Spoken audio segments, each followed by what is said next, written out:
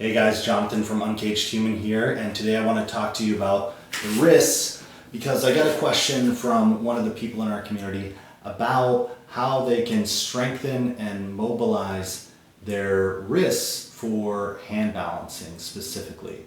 But having strong and mobile wrists isn't just useful for hand balancing, it's useful for being able to, get up and down from the ground. It's useful if you're into crawling patterns and things like that.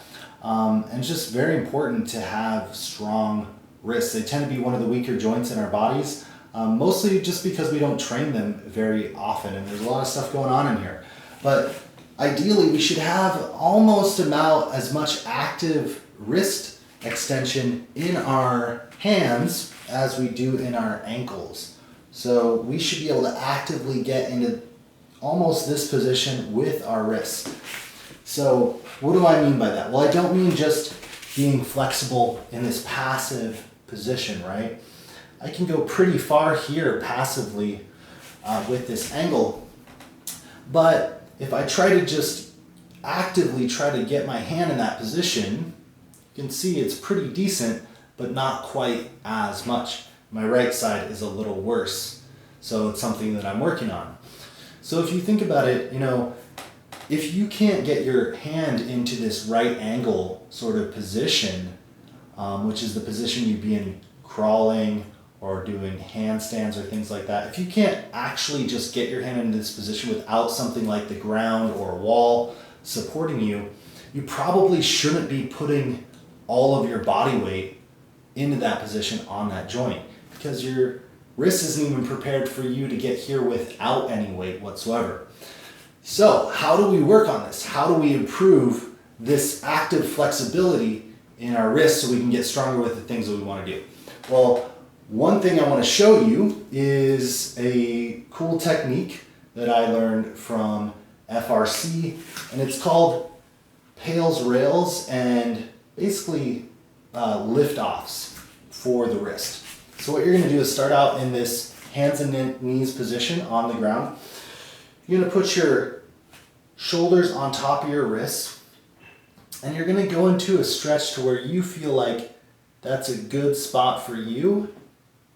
And then you're going to hang out here, maybe for about a minute or two. So you're just going to hang out. You can make slight movements if you want, just to kind of loosen things up. I always like to try to be a little bit active in my stretching rather than just holding one position. I'm moving around, trying to find where I need to stretch the most. So I'm going to do that first. So simple stretch, right? Then from here, what I'm going to do is I'm going to build up an isometric contraction in this tissue by pressing my hands into the floor.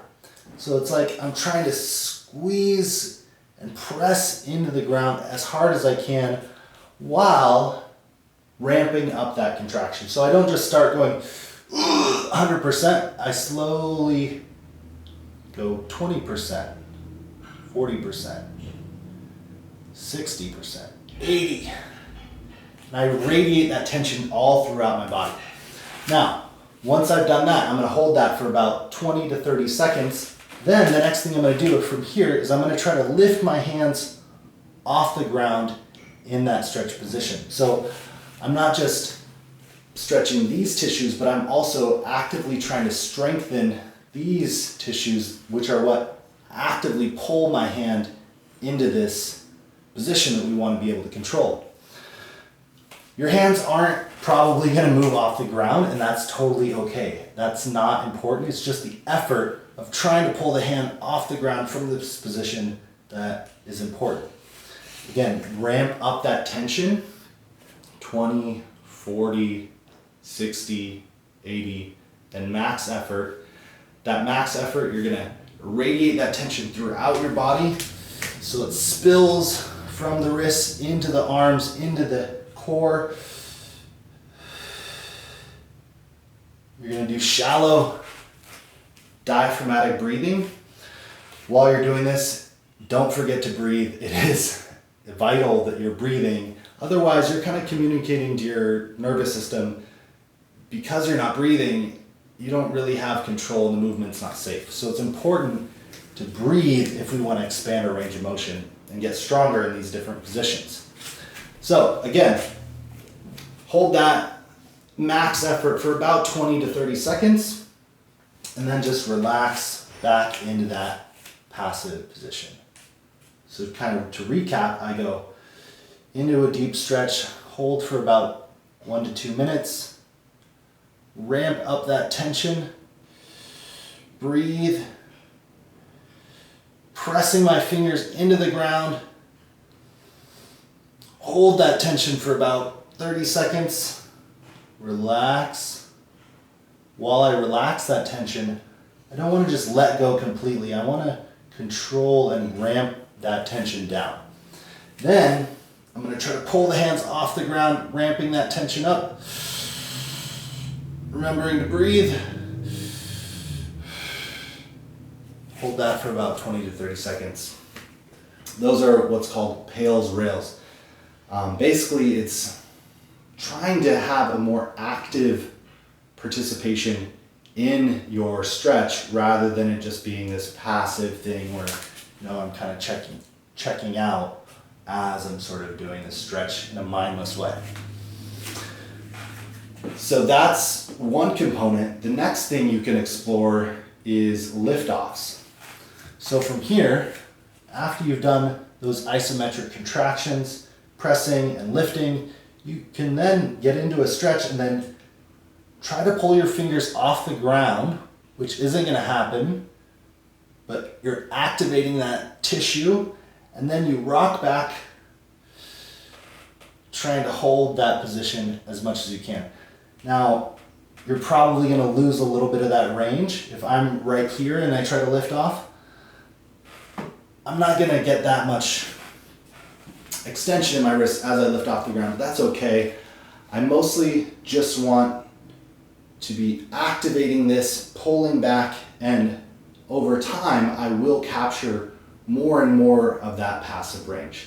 So a couple of cool FRC active flexibility drills that you can try out, you can add to your training. It's super great if you're into crawling on the ground, or even just want to be able to more confidently support your body weight while you get up up from the ground. Really important for longevity and aging gracefully.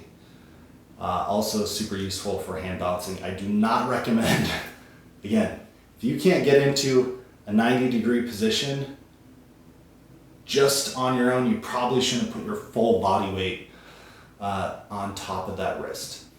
So I hope you got some value out of that stretching exercise. You can find all sorts of ways to apply this to all sorts of different kinds of stretches by passively getting into that range of motion and pressing and lifting. Super useful, super valuable if you're trying to rehab your joints and your body from this thing we call domesticated living. So I hope you like this technique. I hope that it's valuable for you, that you use it, and that it makes an impact on you and helps you build healthier wrists. It's been super valuable for myself in rehabbing my wrists from years of domesticated life and typing on a keyboard, not really using my wrists very consciously. So with that said, let me know how it goes for you and keep uncaging.